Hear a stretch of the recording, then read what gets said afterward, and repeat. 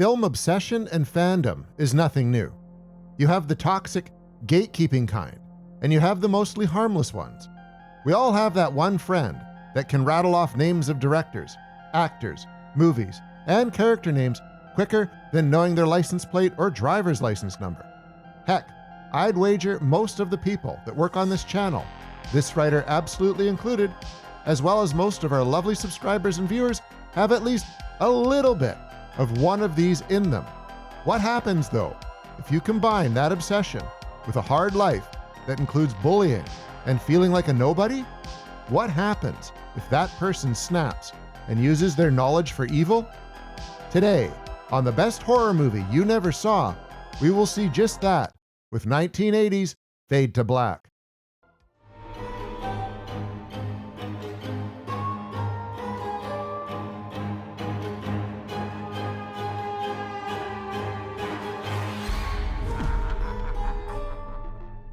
Fade to Black was written and directed by Vernon Zimmerman, who, while only having 8 directing credits and 9 writing credits to his name, contributed to cinema in a lot of different ways.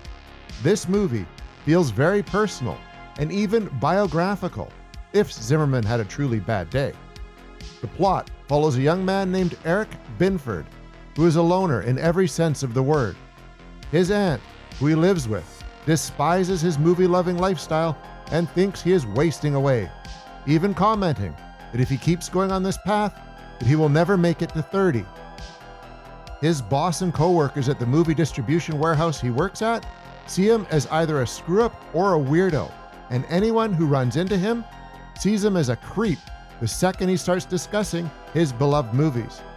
To be fair, Eric's appearance is that of a gaunt chain smoker who looks unhealthy, and he clearly has deeper, undiagnosed issues going on. While he is certainly unlikable, he's also tragic in a way that few films are able to capture. Dennis Christopher plays that hollow sadness with a disgusting charm that few could handle. Christopher is almost certainly known to his audience for his role as adult Eddie Kasprat, but he has been acting since 1967, and he has shown up in a few other high-profile movies, like 2012's Django Unchained. While he has stayed largely in the television sphere with roles in Sequest, Star Trek, and Deadwood, this movie was sandwiched in between roles for Best Picture nominated films Breaking Away and Chariots of Fire. He plays Eric perfectly and leans into the dual personality of being completely happy and borderline normal while also snapping when things just don't go his way. Scenes like when Australian aspiring actress and model Marilyn O'Connor takes a chance on him and hitches a ride to work while even agreeing to see a movie that night. Another one is when Eric himself hitches a ride with famed Hollywood producer Garabedian and pitches him a movie he really likes, go a long way to giving Eric and us viewers hope that maybe, just maybe, Eric can turn it around. These scenes and hopes are dashed when young Marilyn forgets to show up to the movie, which sets off Eric to kill his aunt. It happens again later when Bialy takes complete credit for Eric's film idea, which leads to his death, and the police to figure out that Eric is the one that is responsible for a number of deaths across Los Angeles over the past few days. Along with Christopher, the rest of the cast does a solid job as a mostly unheralded group. Norman Burton, James Luisi, Eve Brent, and Morgan Paul, who play Eric's boss, the police captain, his aunt, and the movie executive respectively, all had full and storied careers in TV and film. That being said, you'd be hard-pressed to pick them out of a lineup. One thing of note is that Gwynne Guilford, who plays a cop and Thomerson's love interest, was pregnant during the shoot with future Captain Kirk, Chris Pine. Peter Horton of 30-something fame shows up as a date for Marilyn, and Mickey Rourke was cast in his second ever role as a bullying coworker who ends up on the wrong end of a shootout. The other main co-star, who would be the film's co-lead, would be a criminal psychologist named Moriarty, who is played by Full Moon favorite and Trancers series star Tim Thomerson.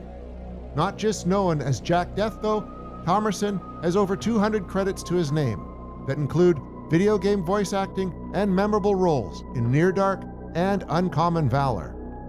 With a solid and dependable cast and an original story, Fade to Black would release to mostly unfavorable reviews. Although Roger Ebert gave it 3 out of 4 stars and an underwhelming domestic box office, it would end up being huge in other countries, especially France, and eventually make $15 million on its meager $1.8 million budget.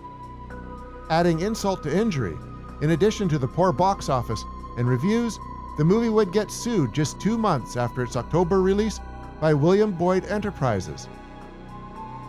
They felt the use of the clip in Hopalong Cassidy during one of the film's many inventive kill scenes where Eric goes fully off the rails was unauthorized and in poor taste. The scene in question involves Eric challenging Mickey Rourke's co-worker character Richie to a duel dressed in cowboy makeup. It's a real shame that it came to that, as these scenes are the highlights of the film. The movie makes great use of clips too, ranging from White Heat with James Cagney, whom Eric takes his new name of Cody Jarrett, to Night of the Living Dead, to The Creature from the Black Lagoon. Oddly, Universal blocked the use of 1932's Dracula, even though The Mummy and Creature are still in play. His highs and lows are what cause his own downfall, as he is so excited to go on a date with young model Marilyn, even borrowing money from his aunt, and becomes downright homicidal when he is stood up. His first victim is his emotionally abusive aunt, who in an even more tragic turn of events we find out is his biological mother. She claims that his real mother died in childbirth, but she hid her parentage as it would ruin her dancing career. In a case of poetic justice, her career is ruined anyways, when it is alluded to that she was in an accident on the way home after the babysitter called when Eric became ill. He reenacts a scene from Kiss of Death and makes his unknown mother's fall down the stairs look like an accident. He even wears a recreation of the clothes of Richard Widmark's character from that movie, Tommy Udos, to the funeral. Dressing up as Dracula to go see Night of the Living Dead, he then goes to peep on Marilyn and ends up killing a prostitute who was cruel to him. This is more of an accident, as she falls while he chases her and has her neck impaled by a piece of wood. To show how deranged he has become, however, he drinks some of her blood. After his co-worker Richie doesn't pay up for a bet about the movie Casablanca, Eric goes from possible accidental death territory to flat-out murder with the aforementioned Hopalong Cassidy scene. At this point, due to the randomness of the deaths and the costumes involved in the crimes, it is impossible to identify anyone as the perpetrator. Moriarty, however, has suspicions about Eric after an interview with he and the other co-worker who was with Richie right before he died. As Eric says, though, if he can't identify the killer, then no one will be able to. This chilling talk from Eric is another cold indication of how far he has snapped, even as he tries to go about his movie-loving life. After getting fired from his job for misplacing multiple projects and losing the petty cash, his former manager doesn't allow him into the office to collect his things, which include some valuable movie posters. Like anything else in his life, especially to do with movies, this sets him off, and he comes back dressed as the Mummy to stalk his former manager. This ultimately gives Mr. Berge a heart attack, with the film's one great jump scare of Eric bursting out of a poster for John Carpenter's Halloween, of all things. All of the film's costumes, makeup, and movie clips are used to great effect, and it's always fun to see what he will use next to enact his misguided revenge. You almost feel like Eric is seeing the movie clips instead of real life, something that gets doubled down on in the climax of the movie. Movie producer Bialy appears on a talk show to promote a current film, and when asked about his next project, he claims that Alabama and the 40 Thieves, a project Eric suggested to him as a crime caper based on 1944's Alibaba and the 40 Thieves, came to him alone on a drive. When Eric calls, Bialy ignores him and says it never happened. Dropping all sense of safety and subtlety, Eric shows up at Bialy's barber dressed as a 1920s gangster, Tommy gun included, and murders the man in front of several witnesses in broad daylight. The police and Moriarty finally piece everything together and catch up to Eric, who is trying to reproduce The Prince and the Showgirl with Marilyn as Marilyn Monroe and himself as Laurence Olivier. In an even more tragic turn of events, and maybe trying to have art imitate life, Eric forces an overdose on Marilyn before taking her to Grauman's Chinese theater. The finale is well acted, heartbreaking, and theatrical, just like Eric would have wanted it.